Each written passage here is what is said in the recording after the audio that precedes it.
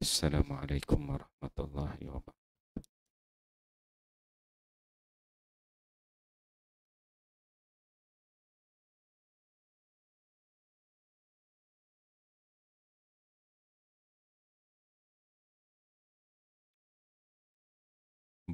Bab ilmu dan zikir terkesan dengan Al-Quran dan hadis Nabi. Hadis-hadis Nabi. Hadis ke-55. An Abdullah bin Mas'ud radhiyallahu anhu qala. Qala lin-nabiy sallallahu alaihi wasallam. Iqra' alayya. Qultu aqra'u alayka wa alayka unzil. Qala fa inni uhibbu an asma'ahu min ghairi. فقرأت عليه سورة النساء حتى بلغت فكيف إذا جئنا من كل أمة بشهيد وجئنا بك على هؤلاء شهيدا. النساء. قال أمسك فإذا عيناه تذرفان. رواه البخاري. باب فكيف إذا جئنا من كل أمة بشهيد.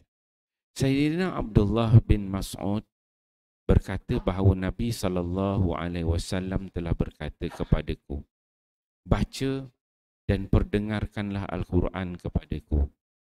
Lalu saya pun berkata, apakah patut saya membaca Al-Quran kepada Tuan sedangkan ia diturunkan ke atas Tuan?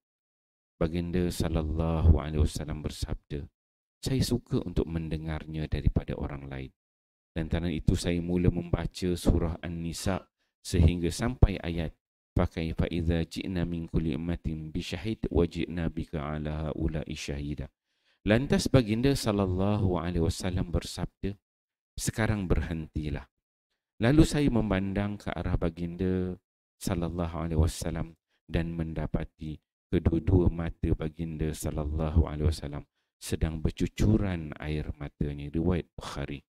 Terjemahan, maka bagaimanakah keadaan orang-orang kafir pada hari akhirat kelak apabila kami datangkan daripada tiap-tiap umat seorang saksi, iaitu Rasul mereka sendiri, menjadi saksi terhadap perbuatan mereka. Dan kami juga datangkan engkau, wahai Muhammad, menjadi saksi terhadap umat ini. Alhamdulillah tuan-tuan mulia, pagi ini kita membaca satu hadis Nabi SAW. Hadis di bawah tajuk ilmu dan zikir terkesan dengan ayat-ayat Al-Quran. Hadis yang ke-55. Hadis daripada Abdullah bin Mas'ud. Abdullah bin Mas'ud ni salah seorang sahabat Nabi SAW. Dia di antara orang yang awal masuk Islam. Abdullah bin Mas'ud ni para ulama mengatakan dia ni asalnya orang Taif. Orang Taif dia orang Mekah. Duduk dekat Mekah semua. Dan dia kata ulama, dia mengatakan antara orang yang terawal masuk Islam. Ada mengatakan orang yang ke-6 masuk Islam. Ada mengatakan dia ni orang yang ke-21 masuk Islam. Abdullah bin Mas'ud. Abdullah bin Mas'ud ni ketika Nabi SAW berdakwah dekat Mekah, ketika itu dia masih kecil lagi. Dakwah Nabi SAW. Umur belasan tahun. Macam mana Islam dia ni, satu ketika Nabi SAW ni dia pergi ke kawasan ladang, kawasan orang mengembala kambing. Yang mana Abdullah bin Mas'ud ni dia mengembala kambing kepada Uqbah bin Abi Mu'aid, salah seorang pembesar kafir. Jadi dia ambil upah lah Abdullah bin Mas'ud ni, umur belasan tahun. Jadi Nabi SAW pergi kat kawasan ladang ternakan kambing tu, dan Nabi dia jumpa, nampaklah Abdullah ni seorang budak sedang mengembala kambing. Nabi dan Abu Bakar pada ketika itu dia tanya dekat Abdullah bin Mas'ud, ada susu tak? Dia minta susu, nak perah susu, nak dapat kehausan. Maka Abdullah bin Mas'ud dia kata, masa tu dia masih belum Islam lagi, masih kafir lagi. Dia kata, aku ada, dia kata banyak kambing ni, tapi aku ni seorang yang amanah, tak boleh nak bagi kambing aku, kambing orang, aku tukang jaga je, kata Abdullah bin Mas'ud. Mendengar kata-kata itu, Nabi SAW pun dengan Abu Bakar haus, tak boleh nak buat apalah. Kemudian Nabi dia kata, boleh aku pinjam tak? Pinjam seekor seekor kambing. Kambing betina yang masih kecil lagi. Yang belum nyusu lagi lah, belum mengandung, yang kecil lagi. Pinjam kejap aja. Kata Nabi sallallahu alaihi wasallam pada Abdullah bin Mas'ud, dia kata nak pinjam aja, tak ada buat apa-apa, tak ambil susu apa tak apa. Kata dia pun dia bagi pinjam pada Nabi sallallahu alaihi wasallam. Nabi pun ambil seekor kambing betina yang belum yang masih kecil lagi lah, yang masih perawan lagi. Maka Nabi sallallahu alaihi wasallam ketika itu dia urut apa nama ni, tempat susu kambing betina yang kecil itu. Maka bila urut, masa tu Abu Bakar ada, Abdullah bin Mas'ud pun ada. Dia melihat, menyaksikan perkara itu. Bila diurut-urut, tengok dia punya tempat susu tu jadi kembang, jadi besar, terisi dengan susu. Jadi Abdullah bin Mas'ud dia nampak Nabi diurut sambil membaca sesuatu. Jadi dia takjub dengan mukjizat Nabi sallallahu alaihi wasallam. Jadi Nabi pun ketika itu Abu Bakar pun dia perah minum, bagi Abdullah bin Mas'ud pun minum sama. Nabi minum, Abu Bakar minum sampai kenyang. Tiga-tiga orang tu minum susu. Kemudian Nabi SAW dia pegang balik dekat tempat labung susu tu. Dia kata kempis lah. Maka kempis balik. Jadi Abdullah bin Mas'ud pada ketika itu dia sangat takjub dengan mukjizat Nabi SAW. Dia kata pada Nabi, ya Rasulullah, wahai Muhammad, ajarkanlah aku apa bacaan-bacaan itu. Tu tuan-tuan kena ambil sanad lah. Macam mana baca nak bagi susu dia banyak kan. Jadi start dari situlah Abdullah bin Mas'ud ini dia Islam, mengatakan keislaman. Dan banyak kehebatan Abdullah bin Mas'ud. Nabi SAW sebut khuzil Quran min arba. Quran ni kalau kita nak ambil, nak baca Quran, ambil daripada 4 orang, kata Nabi SAW. Khuzil Quran min arba, daripada Abdullah bin Mas'ud, daripada Ubay bin Ka'ab, daripada Muaz bin Jabal, dan juga Salim Maula Abi Huzaifah. Nabi sebut kalau nak baca Quran, nak ambil bacaan, ambil daripada 4 orang. Salah seorangnya ialah Abdullah bin Mas'ud. Jadi dia orang yang hebat. Dia sebut bacaan. Dia orang dia kecil aja, tak besar sangat. Orang dia kurus, daripada Bani Zuhrah. Dia meninggal, kata ulama dia kata tahun 32 Hijrah. Okey, dalam hadis ni Abdullah bin Mas'ud dia mengatakan satu ketika, jadi Abdullah bin Mas'ud ni seorang yang suara dia pun sedap, Nabi puji, dan dia seorang pembaca Quran, qari Quran.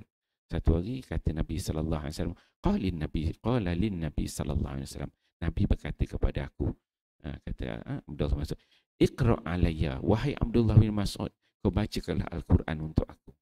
Kata Abdullah, qultu aqra'u alayka wa alayka unzil, adakah aku nak baca Quran ni pada engkau ya Rasulullah, sedangkan Quran itu diturunkan kepada engkau? Takkan aku nak baca, engkau lebih berhak untuk baca.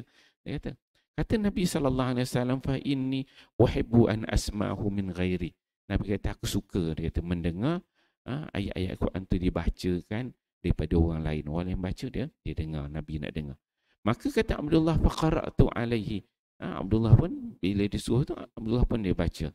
Fa qara'tu alaihi surah An-Nisa. Aku bacakan surah An-Nisa kepada Nabi sallallahu alaihi wasallam. Jadi dia baca. Dia baca daripada mula surah An-Nisa tu sampai kata Abdullah bin Mas'ud sampai kepada ayat fa kaifa idza ji'na min kulli ummatin bi syahid wa ji'na bika ala haula'i syahida. Ayat 41 surah. Maksud dia apa?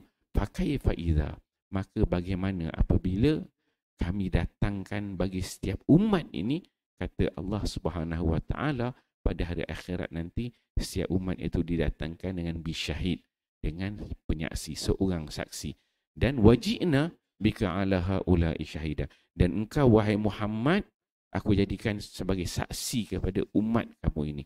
Maka ketika itu kata Abdullah bin Mas'ud, amsik fa idza ainahu tadrifan. Ketika itu Nabi kata berhenti cukup dah. Dan Abdullah bin Mas'ud dia melihat kepada wajah Nabi ketika Nabi sedang menangis. Dia kata, sebab apa? Sebab Nabi ini dia akan menjadi saksi pada umat dia pada hari akhirat. Ada beriman, ada yang kafir, ada yang tak nak ikut dakwah Nabi. Nabi Allahu Rabbi. Bagaimanalah Nabi nak jawab di depan Allah Subhanahu wa taala di hari akhirat kelak nanti.